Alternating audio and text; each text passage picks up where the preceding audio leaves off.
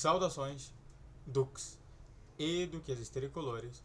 Aqui quem fala é Duque Tricolor para mais um Polêmicas no Flu, o caso Léo Fernandes.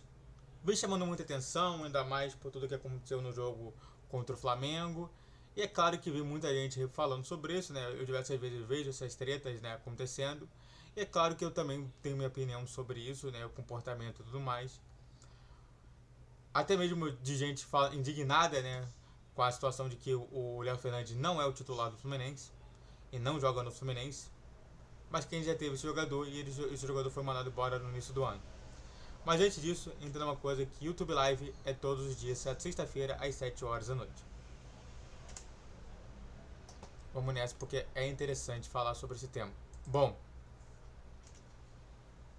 só para comentar aqui, aqui é o Léo Fernandes, né?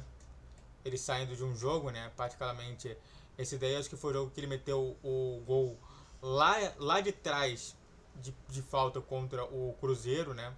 Chamou muita atenção o Léo Fernandes. O Léo Fernandes também chamou muita atenção logo de início, né? Logo de cara, com a vinda no jogo contra o Flamengo, né? Pô, fez situações assim que, eita, vamos ver o que vai acontecer com esse jogador, Léo Fernandes e tudo mais. E de fato, o Léo Fernandes, ele foi mal.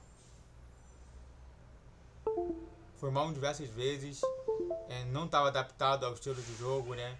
Tanto que a gente vê uma mudança inteira, né, acontecendo. Então, eu acho que a gente tem que começar por aí. Qual que é a diferença entre o Léo Fernandes do Fluminense e o Léo Fernandes do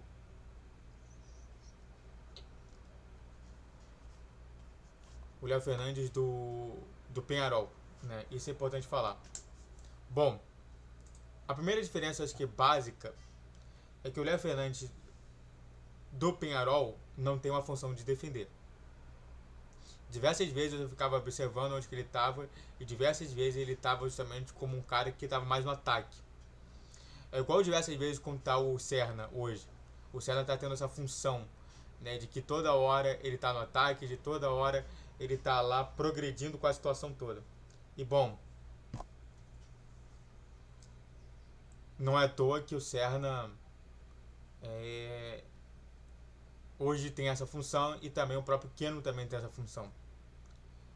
Porém, os dois, tanto o Serna quanto o Keno, ele também tem uma função também defensiva dentro do jogo.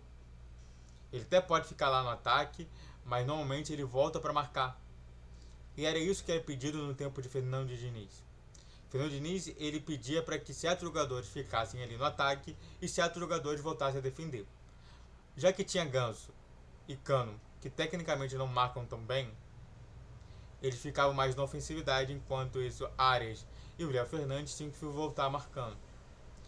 O que eu tô vendo, o que eu tô percebendo é que a função e a diferença que a gente vê inicialmente entre Peñarol e Fluminense é que o Peñarol é um time que joga mantendo ele como um cara que não vai voltar para defender.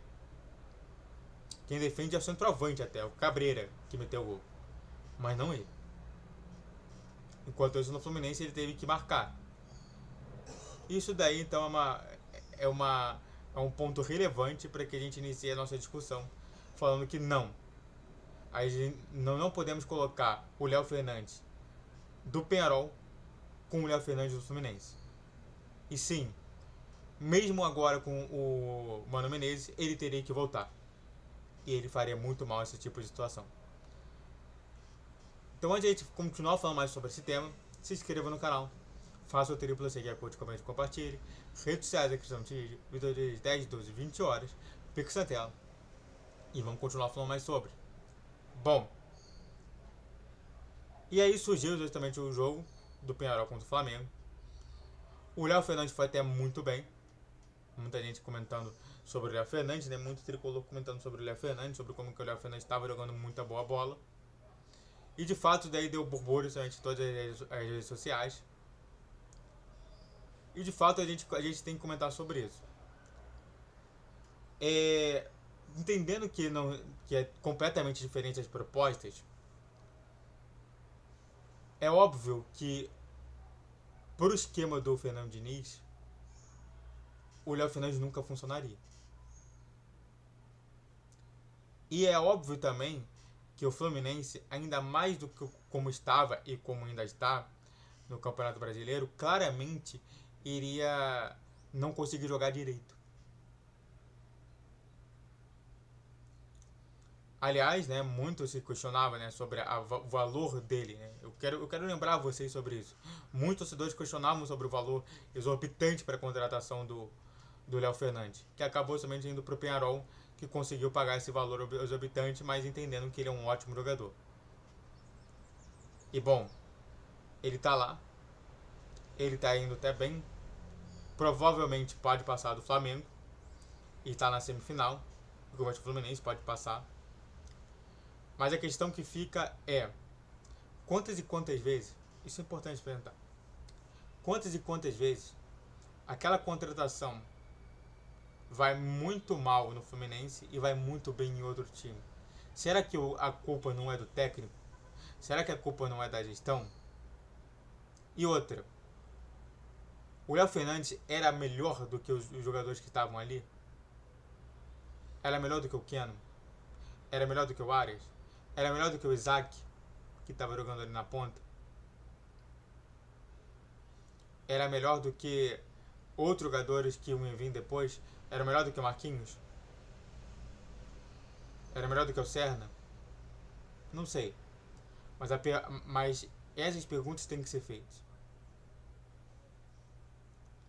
Né? Era melhor, por exemplo, do que o Luiz Henrique, do que o Matheus Martins, que também já estavam ali no entorno? Tudo daí tem que ser questionado. E claro, na minha concepção, a única coisa que não tem que ser questionada é que o Léo Fernandes é muito bom. Se mostrou muito bom em diversos clubes que passou, mas no Fluminense ele fracassou. Talvez com o Mano Menezes, completamente diferente. Agora, no achismo, todo mundo é muito bom e todo mundo é muito ruim. Para que você compreenda que existem dois lados da moeda, e é isso que eu quis fazer nesse vídeo de hoje.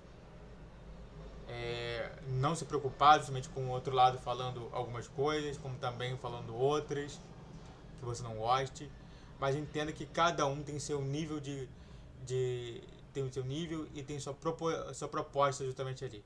E a proposta do Fluminense, mesmo com o Mano Menezes, ainda manteria o Léo Fernandes como um jogador abaixo da média. Muito obrigado a todos que assistiram, eu fico por aqui.